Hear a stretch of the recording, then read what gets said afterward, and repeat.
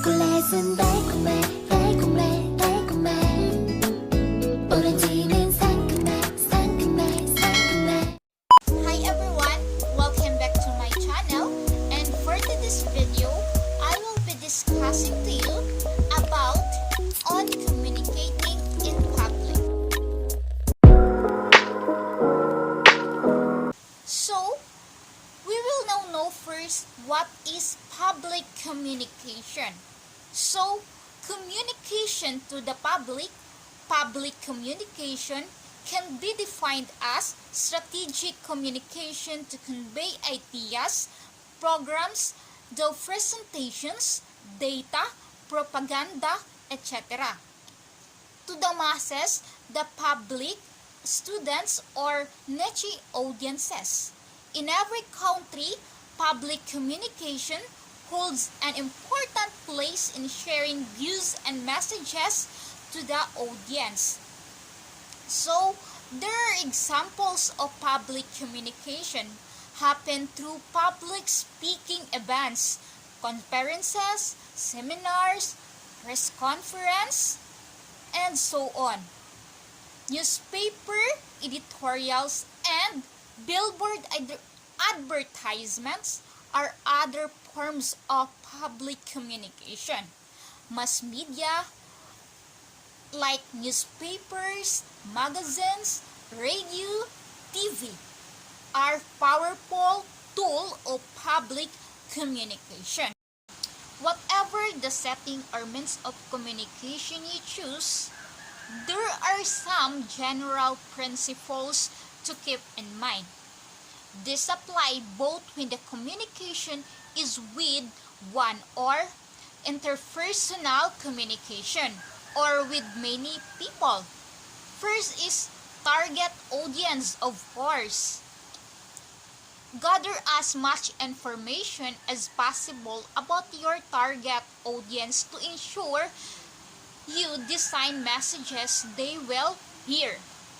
So, in that, they will reflect on the capabilities and concerns of your target audience, what to do they need to understand to make informed decisions.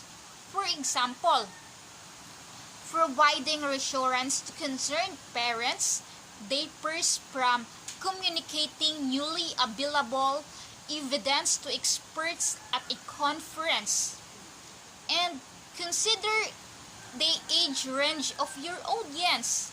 For example, informing teenagers learning about papilloma virus and HPV vaccination at school differs from talking to elderly people learning about influenza and flu vaccination at a community center. Take into account differing educational levels.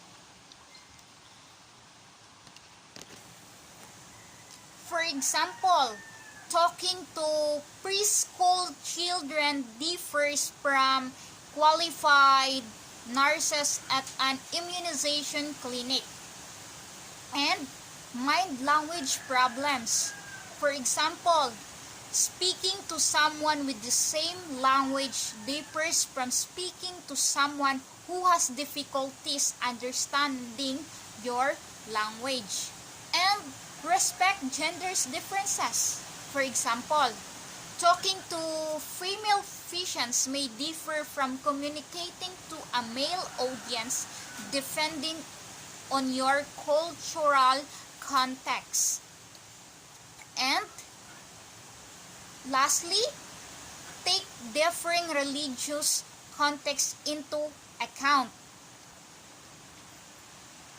Then, communication objective. What is your single overarching communications object? Identify what the messages are necessary to achieve the object and consider the best ways to communicate them. For example, verbally in writing or in a pictures. Next is structured communication.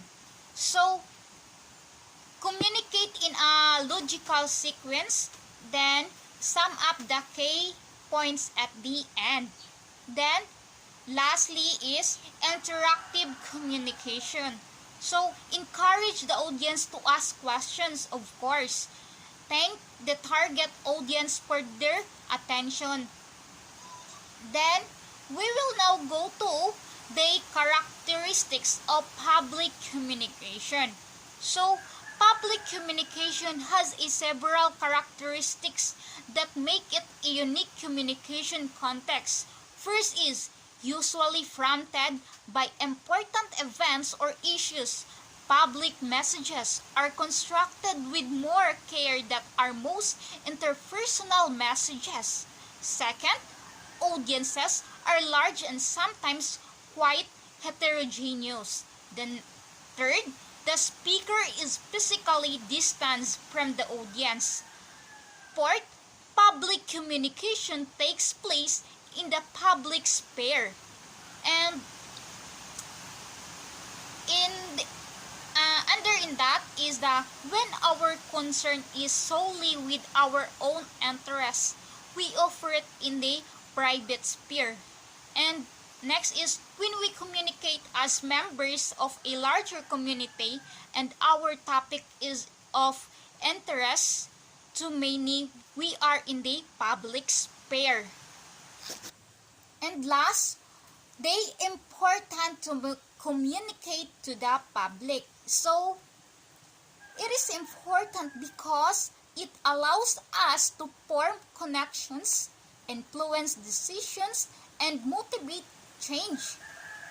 Without communication skills, the ability to progress in the working world and in life itself would be nearly impossible.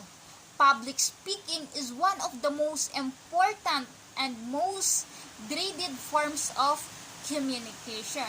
So that was end of my discussion about on communicating in public. So hope you learned something, guys. And before I end, please, if you haven't yet subscribe my channel, please subscribe